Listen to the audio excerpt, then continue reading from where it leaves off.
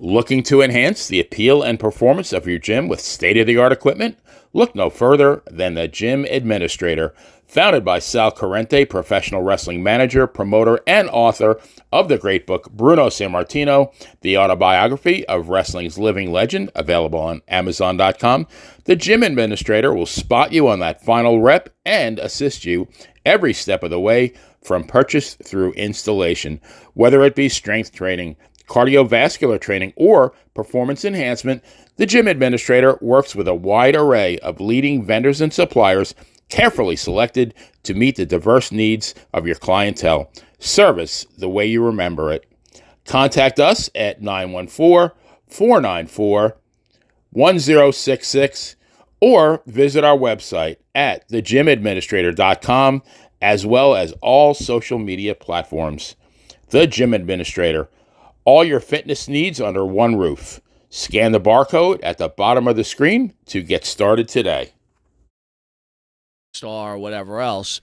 And the interesting story for people who don't know, Jimmy used to write a dirt sheet way back before, I would almost say when PWI was just like 8 years old or 5 years old.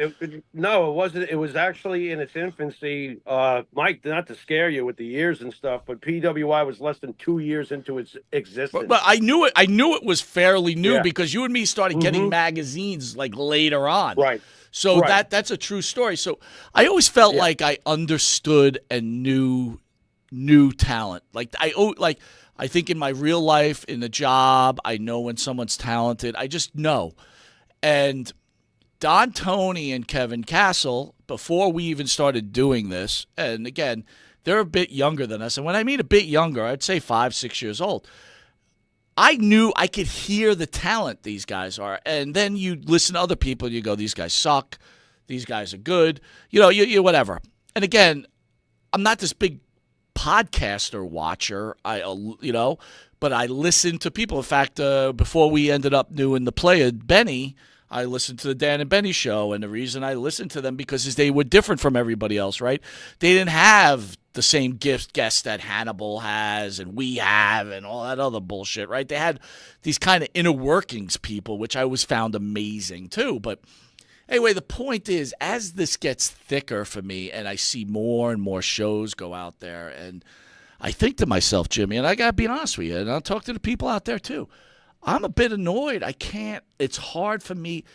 Like, I go to myself, do I think we're good at what we're doing because it's me? And I don't want to admit, like, I'm looking at through rose-colored glasses, or because I hear the shit out there. And, Jimmy's constantly yelling at me because I'm constantly complaining because I'm like, I don't get it. I don't get it. Bernard says he actually discovered this show through Don Tony. Bernard, we're glad. By the way, we are glad to have you aboard, and I'm glad that you enjoy the show. It's very cool. It's very cool. But I listen to the shit out there, man, and I'm like, I don't get it. I don't understand how someone can sit and listen to this. Now, I understand everybody's got differences. You know what I mean? But I will tell you, it's harder for me to have fun here when we do this because it's really aggravating me. It's really eating me up. You and me put a lot of time into this, man. You said this a couple of months ago. Any money we've made, right? We've went and sold sponsors, right? Any kind of social media money we have, we've put it back into the show, right? We don't charge people to listen to us or anything else, right? We wanted to kind of give people an outlet to be able to, ask questions as stars or whatever else, give that opportunity. But I got to tell you, Jimmy, it bothers me. I don't know if it bothers you. You never really tell me if it does or not. Well, when we discuss when you're feeling the way you feel, the way you just described it, to the audience at home, I'll share something. Like, I was concerned when we first started doing this show for my friend, because I had been in the entertainment, but this is entertainment, right, Mike? This is the entertainment business, right? Yeah. Like you said, we're doing episodic television. We're not doing, the same set thing every week after week. You never know what you're going to get when you tune in with us. You know what I'm saying? Right.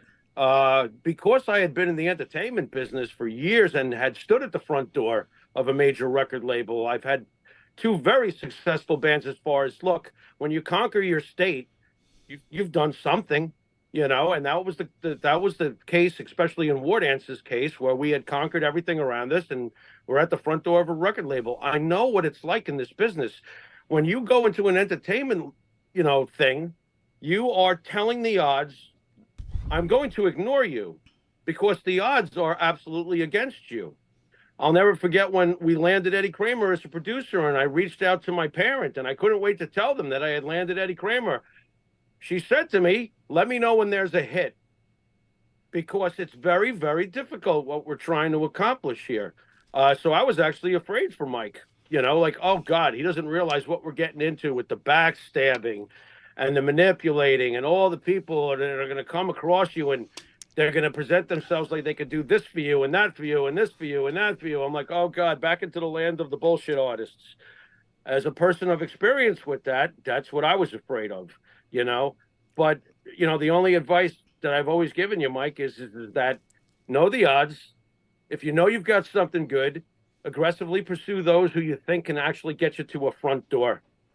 Everybody else is just giving you false promises, and watch out for everybody. But Mike knows this anyway.